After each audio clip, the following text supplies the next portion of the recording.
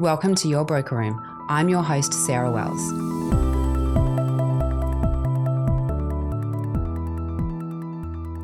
So Jamie, tell me a little bit about what inspired you to join the tribe called broking. I love having conversations about property. Property is such a big part of every Australian's world. Everyone needs a roof over their head in one way, shape or form. And it's just something we don't learn at school at all. And so it's something I feel like I can articulate reasonably well. And I think it just really grew from there. The opportunity cropped up. I come from a financial planning background, but financial planning tends to stay out of the property world, but I love property. And so I made that change across. And I think that's a really good nexus to be able to bring in those strong financial literacy skills that we see across planning, but also marry it with the great Australian dream of property. So I think mortgage broking really is that perfect playground for people that want to help Australians into homes. Yeah, absolutely it is. So Jamie, little over 11 years serving Australians, buying property. I know you segued from resi over to commercial. So what keeps you in the industry? Because it hasn't been easy these last few years. It's been difficult, but while a lot of people are scared of the technological revolution going on at the moment, we hear AI every day spoken about. I'm excited about it. It is changing the world in which we live. It is opening up new doors, changing the way in which we tackle some of the problems in front of us. I'm really intrigued to see where we go with it, and I want to make sure that we're at the forefront of it, that we're playing with it, trying to understand it, and then trying to help our clients use that technology to go off and help themselves. So AI is really interesting in our sector, and I think I certainly use it myself, but I've heard a lot of people talk about the fears that are coming in around will it take our jobs, what it will do, but really where I see our value as brokers is we really help people make decisions. And what AI is going to do is help us be able to take huge amounts of information, consolidate it, be able to spend more time with Australians and with our clients having conversations. Absolutely. The things that it is replacing in our office take too much time away from us. And so if we can spend more time strategizing with our clients, helping our first home buyers go off and buy their homes, helping our business owners go off and buy their warehouse. Doing what is being a broker, not doing admin. Absolutely it is. It's advising our clients, not sitting there trying to work out where we file a particular form. So you're excited about AI? I love it. Getting up every day and doing what we do. Sometimes I think it's a little bit like pushing Titanic up Everest. What's the thing that inspires you to keep turning up and showing up for your clients each and every day? It's the clients that I get to see again in a year or 2 years' time that have taken those big leaps forward. And the first time we do a piece of work for them, we're talking them through every little piece of detail. Some stuff that we might find simple, but when they come in a year or 2 years' time, want to do that next big thing, they're saying, yep, we get the simple stuff. We want to do big picture. We want to take the next step. That excites me. It's absolutely magical when you see a plan on a piece of paper come to life in people's lives. Yeah. And they come back and they're excited and they're engaged in learning about money and finance and how their behaviours can really inform that strategy. And they know what's possible. They know what they can get after. And even if they can't do it at that particular moment, they know the roadmap in front of them and what they've got to do to be able to get there. To bring your A game each and every day, how do you keep your mojo when our industry is so full of burnout at the moment? You've got to find the moments of being able to switch off. For me, I'm lucky, I live down the surf coast. So getting in the water, getting away on the weekends to a place where there aren't emails, there aren't phone calls, so that you can... So really shutting off. Yep. Where you can switch off, where you can allow yourself the mental time to allow things to tick over in your mind, so that when you do return to the office in front of a laptop, in front of a computer, you're ready to go again.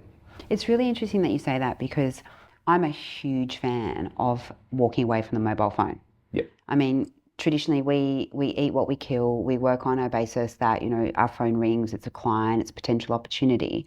But the value you can have is being able to switch off and detach and allow your mind to wander, whether it's surfing, whether it's playing sport, whether it's playing music, whatever it is, to really keep you inspired so you can shape your perspective. That's what I really heard. Absolutely. If you can't have those moments of switching off, those moments of silence, that time to allow your mind to tick over on a problem that might be sitting there, then you're going to burn out. Was it something that you could easily do, or was it something you had to do? I'm asking that for people that are listening because it's an easy thing to say, but if you are really stuck on that phone, it can be really hard to put it down and walk away. You're going to be ruthless. You've got to block it out. And for me, for running our office at Tribe, my staff is sitting there on a Tuesday morning up until 10 a.m. It is blocked out for a surf. We're transparent about that, and I give my team the same flexibility. So you take that to the point of having that as part of your culture so the people that you bring in don't burn out. Absolutely. One of the things that I'm really passionate about is creating an industry that attracts that next generation of brokers, because I speak to young people, they don't want to come in and be mortgage brokers. So what do you think our industry needs to fix, change or improve to attract the next generation of brokers, and what could their jobs look like? I'm a big believer in why first, how next, and then what you do at the end of it. We need to make sure we're understanding why would a next generation broker actually want to be a part of our industry. And for them, their whys are a lot different to what ours have been. So if we can understand those whys, and a lot of it comes down to balance and having a workplace that reflects their values, their beliefs, then we can action the next pieces.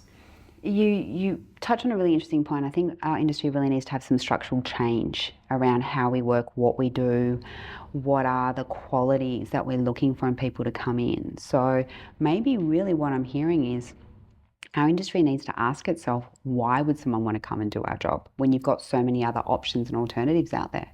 If we can understand the why, then the actionable piece that comes out the back end of it will follow quite easily. We get to understand the why of our 20-year-olds, our 22-year-olds, our 24-year-olds that we're wanting to enter the industry, then they'll want to be here. They will want to understand what comes next and what have they got to do to be successful. So if we had the why, what would be something that you would change? Giving a greater voice to some of the younger people entering our industry. We do have younger people coming through, but too often it feels like the old guard remain the ones with the loudest voice. So we've got to elevate it a little bit. So opportunity to come on, have conversations like this and elevate the future of what broking could look like. Bring our younger generation through. I'm really lucky I've got some younger people in my team at Tribe. The ideas that they come in with are different to mine, and they're great. They understand things that I don't understand. I understand things that the older generation don't understand. We were the young generation once. Suddenly changed. I know. So maybe we've got to listen a little more to what they're telling us. Absolutely, and we've got to give them the freedom to chase some of their ideas. We can't keep shooting ideas down. No. If they've got a reasonable idea, we give them guardrails as they get after it. I like that.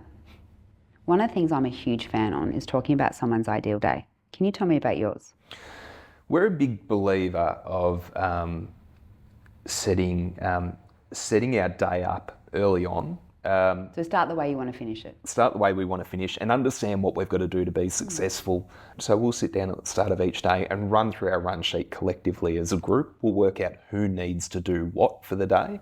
We'll prioritise which of those things need to be done immediately and which of them are a little bit more admin focused. And when we've got those admin pieces, we can afford to push them later in the day so that when we need a break, we need to surf halfway through the day, we've got that capacity to go and do that. And then you're not put in a situation where you're having to push aside your needs to keep your A game up or your staff in order to serve clients. So what I'm really hearing is about planning, prioritising and executing. Absolutely. Whether it's on paper, whether it's electronic, whether it's using an app, it really is those three things can help set up your day so you can carve out some time for you. And you've got to bring your team along that journey as well, because allowing them to follow that exact same structure You got to lead.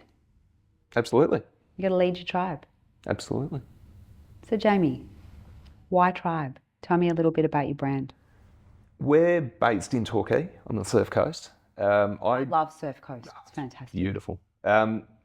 We came to realise that being a part of the Surf Coast can be quite tribal as well, in a good way. And so when we looked around us and we looked at our ideal clients and some of the clients that we really enjoy working with down there, they are a tribe. And I think that's a really important thing, sorry to butt in there, is you've got to find people that you enjoy working with. You've got to be able to speak their language. You've got to be able to inspire them. And you really have to be able to create that tribe around you.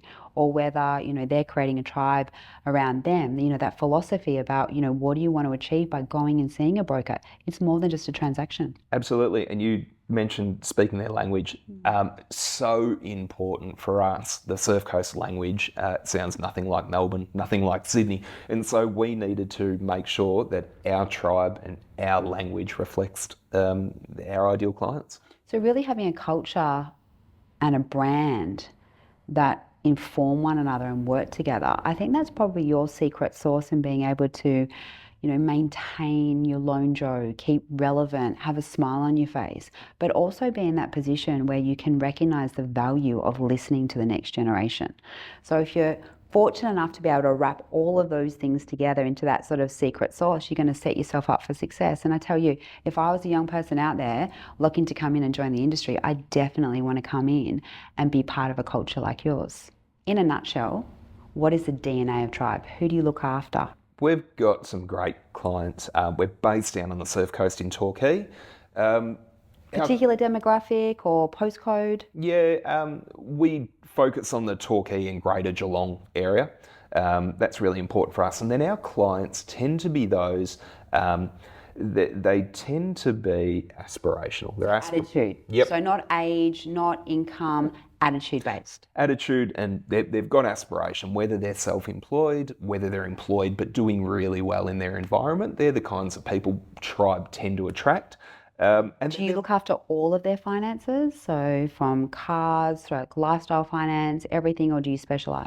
Yeah, no, we take a view that we'll look after the household's finances. Where there is an area in which we're not the best, we've got some great people that we work with that we'll bring in as a part of our platform to make sure that those clients have everything they need so we know their household is successful. I'm really proud of what we do. We help households and our clients. So you love helping people. That's what Tribe is. Absolutely. We want to help them be financially successful so that they can live a balanced way of life, which is what they deserve. So you live your best life so your clients can live theirs. Absolutely. Thanks for being here today, Jamie. Thank you.